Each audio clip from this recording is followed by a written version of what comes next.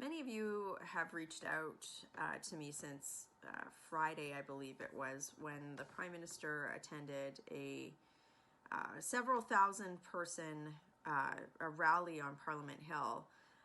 He was in the middle of the crowd, and of course it was reported people weren't wearing masks, that he was shaking hands with people, and you were frustrated with that because for the last several weeks, including on Friday, the Prime Minister and public health officials across the country have said, don't attend large gatherings, have closed down businesses. In fact, I believe it was on that day, a pizza parlor a few blocks down from Parliament Hill was attempting to open its patio, and it received an $800 fine. So on one hand, you've got public health officials saying we need to shut down businesses and we can't have gatherings to protect public health, and on the other hand you've got period sessions over Zoom. Anyway, I asked him some questions about the content of that rally and his record on the topic of that rally. To say that he's a hypocrite, I think, is a kind way to describe his actions over the last few weeks with regard to social distancing, all of this sort of stuff. But I want you to watch what he had to say on the topic of discrimination yesterday. Anyway, I asked him some questions about the content of that rally and his record on the topic of that rally.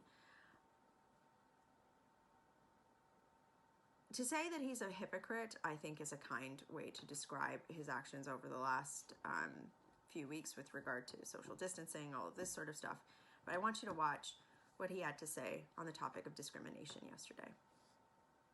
I believe it's important to call out discrimination when it occurs within our own power structures, and my party is no exception. For example, I call out the barbaric cultural practices tip line policy as discriminatory.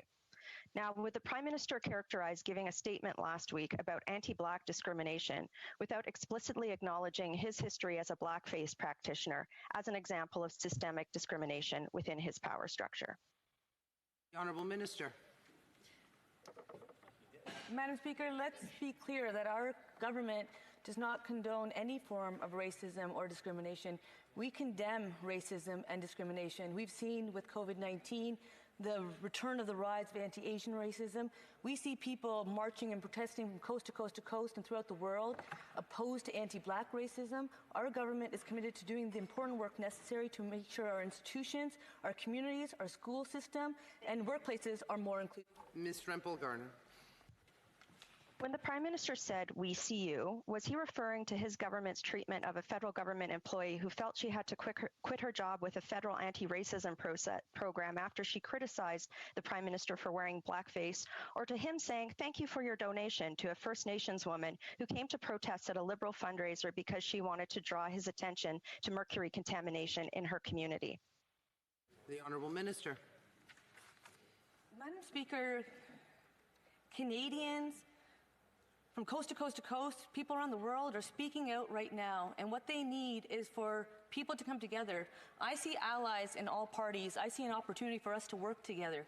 This is something that's ingrained within our institutions. We can do better. This is not the time for partisan politics. This is the time to build a more inclusive... Ms. Rempel Garner. When the Prime Minister said last week, the intention has been to fight systemic discrimination in this country, was he referring to giving millions to the rich white owners of Loblaws and the Irving family while simultaneously failing to provide many First Nations with access to clean drinking water? Minister.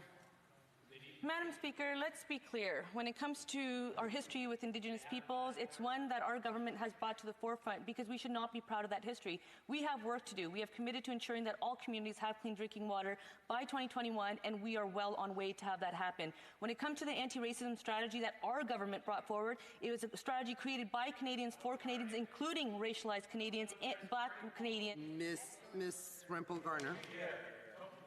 When the Prime Minister said the following about systemic discrimination this week, it's about the fact that people are too often treated like criminals instead of receiving the support that they need.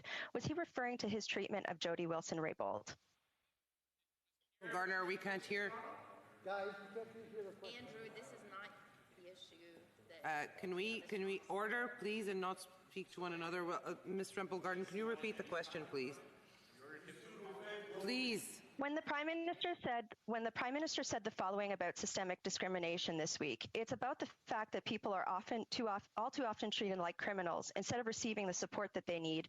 Was he referring to his treatment of Jody Wilson-Raybould? The Honourable Minister. Madam Speaker, we have an opportunity in our country right now to not only acknowledge that racism and discrimination exists within our country, but also to do something about it. We have a government today that is saying, let's all work together and let's find a better way forward. That's the approach I will take. Obviously, it's not the approach of the Conservatives. That's very unfortunate right now. Thank you, Madam Speaker. Rempel Garner.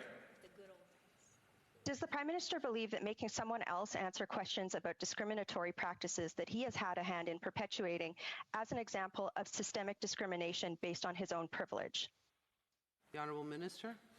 Madam Speaker, it's clear that there are people with privilege within our country. I will just remind this House and all Canadians why I ran for office. I ran for office because the policies of the previous government under Stephen Harper did not include people like me. I was not represented, and that's why I put my name on a ballot, to ensure that those voices were heard. They will be heard. Thank you, Madam Speaker. Madam Chair, when the Prime Minister said yesterday, I think there are many paths towards making a better country, we need to explore the range of them, about changes to police forces, was he referring to his decision to make the person who oversaw carding in the Toronto Police as the minister responsible for the RCMP? The Honourable Minister.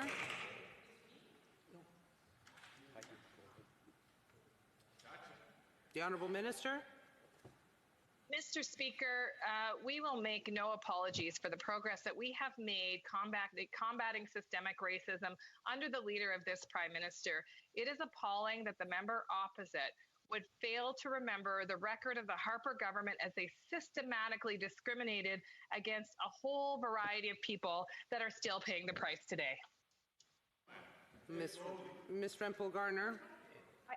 I guess that's the question here, Madam Speakers. We have a government who won't apologize and they won't move forward. So I'll ask this. When the Prime Minister said systemic racism is a result of systems that far too often condone, normalize, perpetuate, and perpetrate inequality and injustice against people of color, was he referring to his leadership of this country?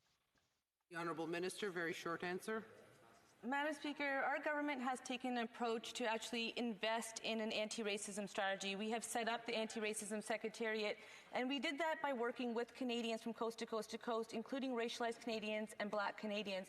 Madam Speaker, our approach is very different than the previous government. We acknowledge that there is a... Mr. Kimyk.